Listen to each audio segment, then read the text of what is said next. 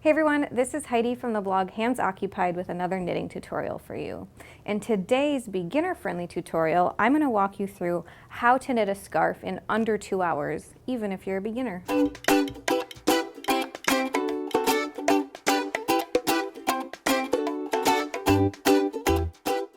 So if you take a look at this swatch I've got right here, you can see that I've got 3 different colors going on: purple, blue, and white. And these are the 3 balls of yarn that the purple, blue, and white came from. So what you're going to do if you want to knit a scarf really, really fast is you can hold more than one strand of yarn together as one when you knit. So basically what you do is you get 3 different yarns like I have here. They're all the same yarn, they're just different colors. And I've held them together like so. So we've put the 3 ends together and kind of pulled on them like this.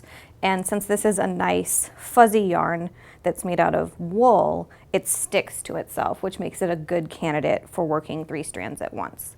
And so what happens when you hold multiple strands of yarn as one when you're knitting is that it effectively becomes a chunkier, heavier weight yarn. So what we've done here is gone from a yarn that would normally call for like a size 8 or 9 needle and bumped it up to a yarn that works with a size 11 or 13 needle. So I've got some size 11s right here, and I'm going to do a cast on with these 3 strands of yarn held together as one. So what we're going to do, I'm just going to do a standard long tail cast on, and I'm doing just a few wraps to help me estimate how long my tail needs to be for the long tail cast on.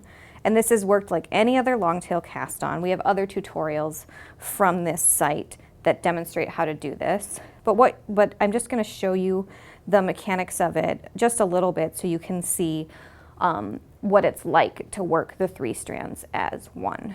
So we're doing the standard long tail, and you'll see that when I go to grab loops, I'm grabbing all 3 again as if this was one piece of yarn to begin with instead of 3.